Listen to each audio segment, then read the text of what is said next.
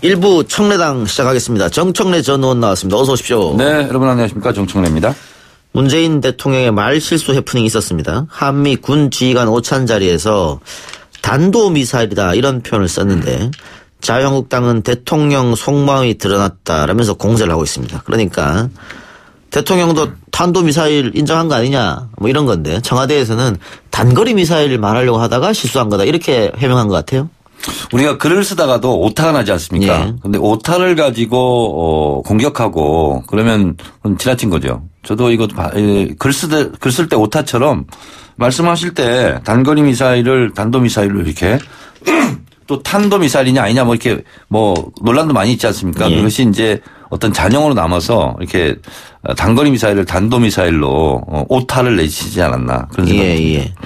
미국 국방부는 북한이 쏜 미사일에 대해서 첫 번째 미사일에 대해서는 뭐 탄도 이런 얘기 없다가 두 번째 미사일은 탄도 미사일이다 이렇게 얘기했거든요. 사실은 이것이 탄도미사일이다 그러면 유엔 제재가 바로 들어가야 되지 않습니까? 근데 미국도 그걸 원하지 않고 있어요.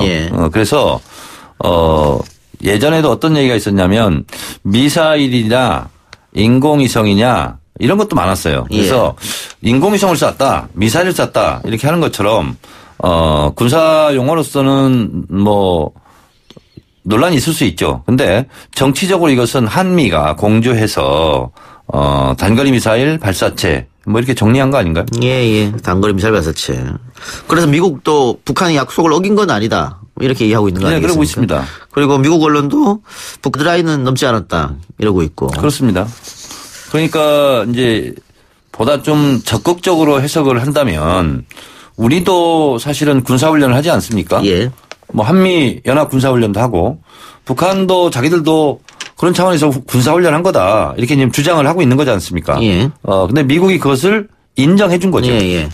자, 근데 문제는 자, 지금까지 뭐 두 번 쐈는데 탄도 미사일이었던 단거리 일반 미사일이었던 발사체였던 또 한 번 쏘면은 그때는 문제가 되지 않겠느냐. 미국도 지금 북한이 한 번 더 발사할 경우 좌시하지 않겠다 뭐 이런 얘기를 한 것 같습니다. 좌시하지 않겠다고 발언을 했기 때문에 북한 한 번 더 쏠 것 같습니다. 네. 북한도 김정은 위원장의 전일적인 체계지만 거기도 엄연한 내각이 있고 국방부가 있고 다 있지 않습니까? 그래서 제가 봤을 때는 한 번 더 쏘지 않을까 이런 생각도 하고 또 그 쏜다는 것은 미국과 빨리 대화하자 이런 얘기예요. 생각해 보면 2017년 11월 29일 화성형 15호 초대형 ICBM급 탄도미사일을 발사함으로써 사실은 미국이 대화를 하지 않을 수가 없었거든요. 이것이 미국 본토 워싱턴까지 때릴 수 있는 사거리야. 그러면 미국 국민들이 불안해하지 않습니까? 그래서 트럼프 대통령이 결국은 대화하자 이렇게 나온 거죠. 그래서 북한은 발사체를 자꾸 쏜다는 것은 북한도 급하다. 빨리 미국과 대화하자. 그리고 빨리 마무리 짓자. 이런 얘기라고 해석을 해야 됩니다. 그런데 하노이 빈손회담 이후로 당연히 뭐 김정은 위원장이 자존심도 많이 상했을 테고 북한 주민들한테 뭔가 좀 보여주고 싶었을 테고 그래서 두 번에 걸쳐서 미사일을 쐈다고 봅니다. 근데 그 정도 했으면은 이제는 대화로 바로 나올 수도 있는 거 아닙니까? 또 다시 도발을 한다는 것은. 아직 미국이 대화하자는 얘기를 안 하고 있지 않습니까? 그리고 대화를 하려면 이제 지난번보다는 좀 더 까다롭게 면밀히 체크할 점들이 많이 있겠죠. 북한의 입장으로서는 또 당할 수 없다. 최고 존엄이 거기 가서 그렇게 빈손으로 또 와서는 되겠느냐. 그래서 아마 사전 준비, 사전 점검이 지난번 하노이 담보다는 좀 더 강도가 높게 사전 체크가 진행되지 않을까. 그렇다면 대화가 이루어지면 성공할 가능성이 그만큼 높지만 대화로까지 가는 과정이 험난할 것이다. 이렇게 저는 생각합니다.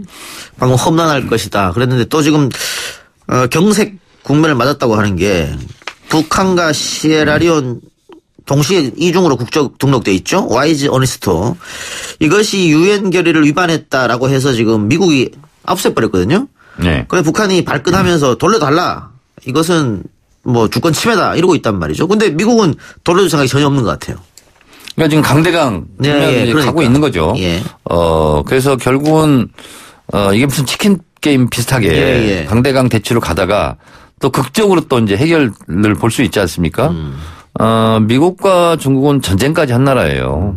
그런데 미국이 베트남과도 전쟁을 했지 않았습니까? 근데 결국은 베트남과 미국이 수교하고 또 미국이 베트남을 경제 원조도 하고 도와주고 성장할 수 있도록 그런 것처럼 결과가 좋다면 그 과정이 험난한 것이 하나의 스토리로 또 이제 자리매김하지 않겠습니까? 그렇다면 이대로 파국으로 끝날 것인가?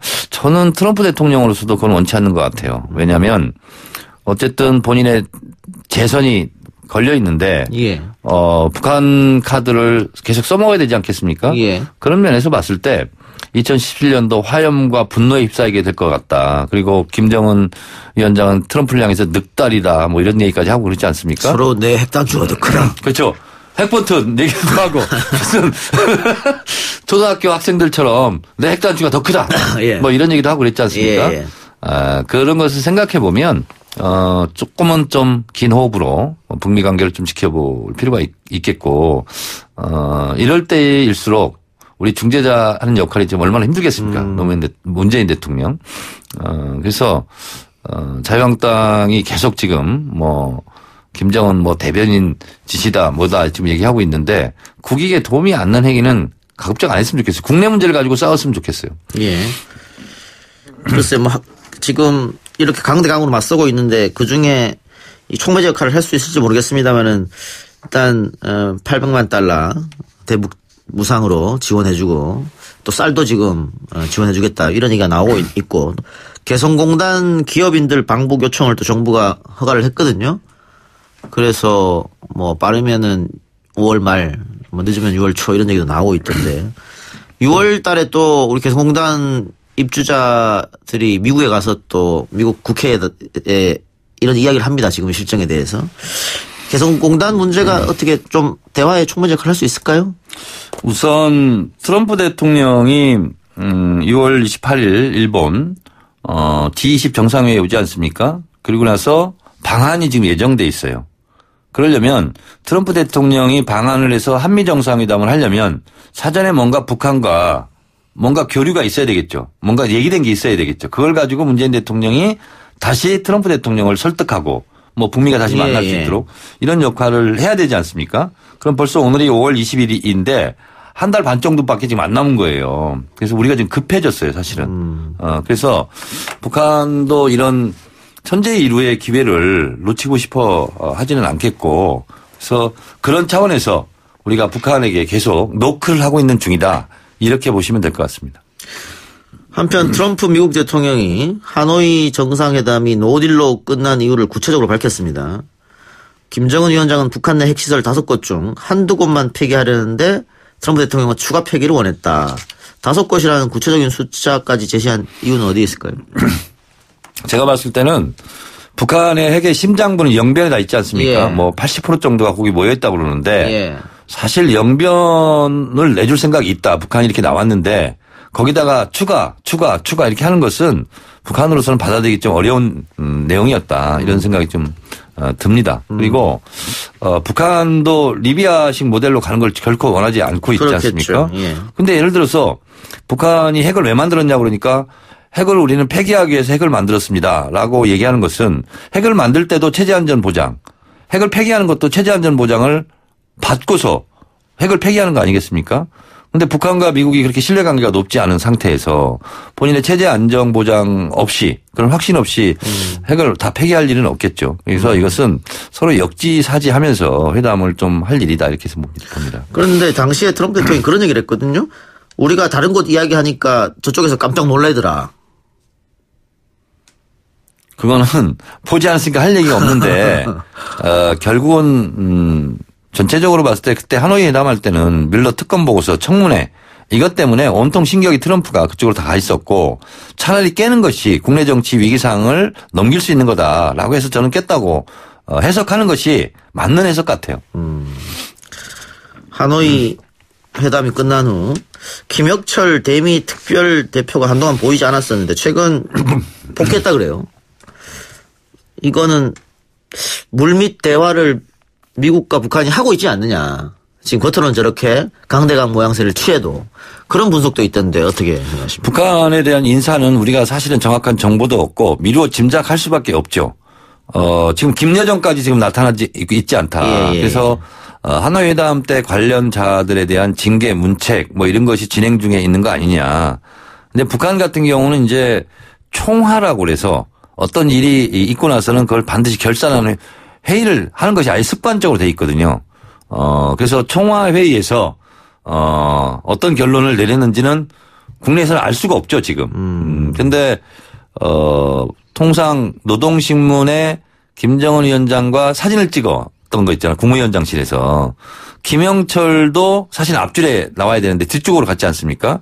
그래서 그러한 미묘한 세부적인 미세 조정은 진행 중에 있는데 김영철이 다시 실무회담 대표로 나설지는 저는 잘 모르겠습니다. 예. 지금 외신 보도 특히 미국 언론을 보면 볼튼에 대한 안 좋은 기사들이 많더라고요. 그래서 경질될지도 모른다 이런 얘기도 있고 최근 기사는 볼튼이 이란 문제 트럼프가 이란 문제 때문에 볼튼한테 짜증냈다 뭐 이런 기사도 있던데 볼튼 경질설은 어떻게 봐요? 제가 봐도 북한에서 지금 뭐 볼턴에 대해서 노골적으로 반대하고 있는 입장이기 때문에 만약에 볼턴이 뒷전으로 밀려난다. 시쳇말로 경질된다. 그러면 북미 관계는 잘 가지 않을까 하는 파란 신호등이 켜진 거 아닌가 이렇게 봅니다. 대표적인 매파기 때문에. 그렇습니다. 예. 국내 정치 이야기 하나 질문합시다. 네. 박지원 의원이 폭탄 발언을 한번 했거든요. 손학규 대표가 우리한테 와가지고 우리 당으로 들어와라. 그래서 손잡고 유승민을 몰아내자. 손학규 대표는 나는 그런 말 한 적 없다. 어떻게 보세요? 둘 중에 하나가 거짓말하고 있겠죠. 예. 네. 그러면은 뭐 누가 거짓말 하는지 알 수 없다 치고 정치 구단이라고 불리는 박지원 의원이 저런 발언을 왜 했을까? 어떤 정치적인 뒤에 목적이 있을 거 아니겠습니까? 이전부터 계속 정계 개편은 손학규로부터 시작된다. 예. 계속 얘기를 했었거든요. 그러니까 계속 구애를 했을 것 같아요. 삼지대? 박지원 의원 입장으로서는. 근데 손학규 대표가 나오라고 손짓을 해도 손사래를 치고 바른미래당에서 계속 저렇게 있지 않습니까? 그런 면에서 봤을 때 박지원 의원도 나름대로 자기 정치 구상이 있을 거 아닙니까? 그 구상이 지금 안 맞아떨어진 거죠. 그러면서 나온 좀 짜증 섞인 발언 아닐까 이런 생각을 합니다. 짜증 섞인 발언일 수도 있고 이렇게 얘기하면은 더 이상 그 당엔 못 있지 않겠느냐 뭐 이런 것도 있을까요? 그러니까 뭐 소위 말하는 매각을 때리는 노연한 전술 뭐 이거일 수 있겠죠. 그런데 이 정치인들이 주고받은 말은 해석이 다 달라요. 그리고 어떤 단어를 사용한 것도 각자 다 뉘앙스가 다르고 그렇기 때문에 손학규 대표도 오늘 정치인의 발언을 가지고 왈가왈부하지 말자 이런 식으로 좀 뭉개면서 넘어가는 듯한 그런 모습을 보였습니다. 알겠습니다. 정 의원님 오늘 출연 감사합니다. 네, 고맙습니다.